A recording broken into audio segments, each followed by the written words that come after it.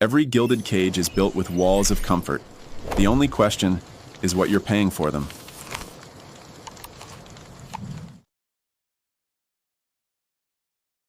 Have you ever felt like you're playing a game but you don't actually know all the rules?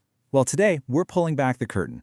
In this explainer, we're going to deconstruct the complex and often invisible systems that shape our entire world.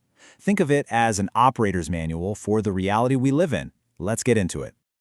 So we're kicking things off with a pretty heavy quote from Edward Bernays, who's basically the father of modern public relations. And get this, he wrote this almost a century ago.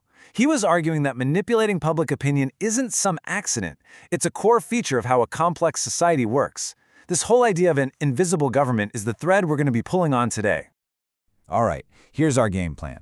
We're going to start on the surface, with the choices you think you're making every single day.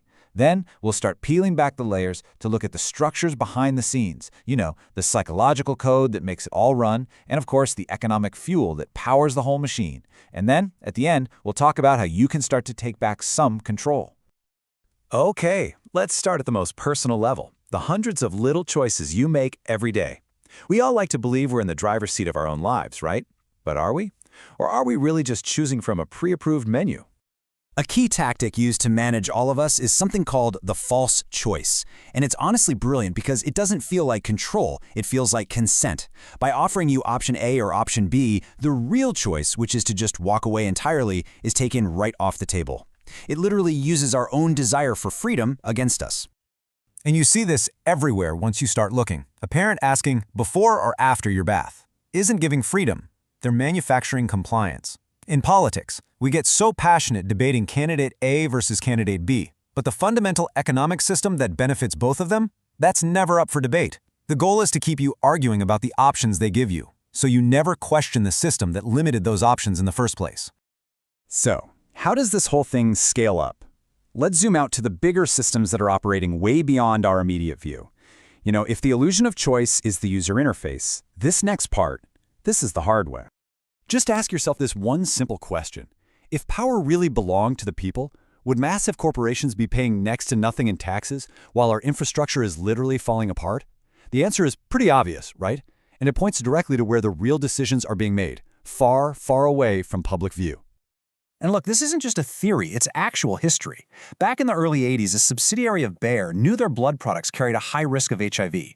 This timeline shows they acknowledged it internally, months before a safer product was even available. And yet, they kept selling the risky product, dismissing the massive public health concerns as just an irrational response.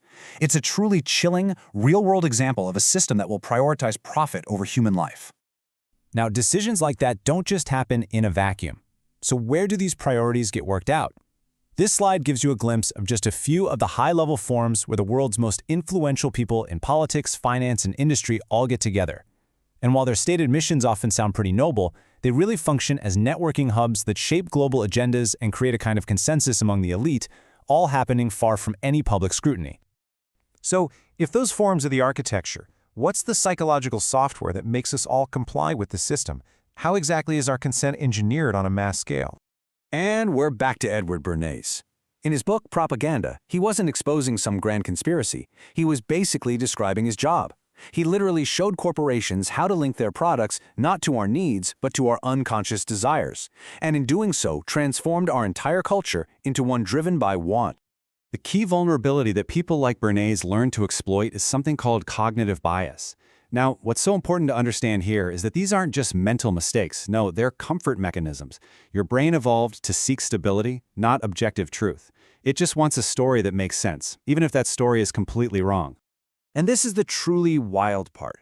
Your brain can actually reward you for being wrong. When one of your core beliefs is challenged, it can feel like a physical threat to your identity.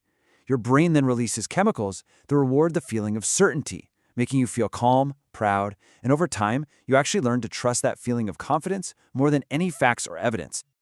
So this immense pressure leads us to one of two main responses. We either conform or we rebel. We conform to get approval and avoid punishment. But what's so fascinating is that even rebellion is often just the other side of the exact same coin. A reactive defiance isn't true freedom. It's just an identity that's still being defined and controlled by the very system it's pushing against. Which brings us to this question. Seriously, think about it. The people we praise for being mature or easygoing, aren't they usually the ones who don't rock the boat? The ones who don't ask the hard questions? We've basically been trained to see self-suppression as a virtue, because people who censor themselves are predictable, manageable, and completely harmless to the existing order. So, what powers this entire system? What keeps the wheels turning day after day? Well, it's the economic engine, and it's fueled by a brilliant combination of debt and desire. Take a look at this number, $1,181. That was the average amount of new debt taken on by a single U.S. consumer just for the 2024 holiday season. A huge chunk of our economy literally runs on us spending money we don't have for things we're told we absolutely need. This is the engine of what you could call calendar capitalism. And it's not just the winter holidays, which drive almost $1,000 of spending per person. All of these events are predictable, ritualized spikes in consumption that our entire economic model now completely depends on. And this economic pressure goes way beyond just shopping. I mean, look at the housing market. Prices are being driven to insane levels by huge investment firms buying up entire neighborhoods, making ownership just a dream for millions of people. And at the exact same time, what do you see? A narrative starts to pop up in the media framing a lifetime of renting as a flexible, desirable choice. This system creates the problem, then it turns around and sells you the solution. Okay, so it's really easy to feel powerless against all these giant systems. But awareness? Awareness is the antidote. The real question now is, how do you use that awareness to start rewriting your own script? Here are 4 really actionable steps. First, develop what's called a critical consciousness. Always be asking who benefits from a particular story or narrative. Second, focus on your inner world. It's the only thing you ever truly control. And third and fourth are all about reclaiming your resources, rejecting the endless cycle of consumerism and starting to use money as a tool for freedom, not as some measure of your worth. 2 really powerful frameworks for this are Stoicism and minimalism. Both are really about cultivating an inner fortress.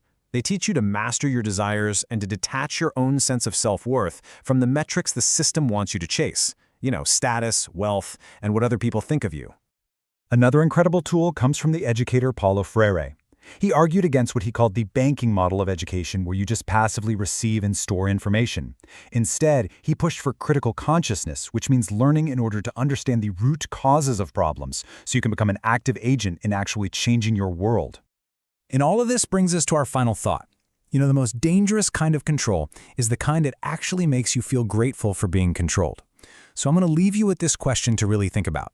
If your freedom is real, it should be able to withstand some serious questioning. Does yours?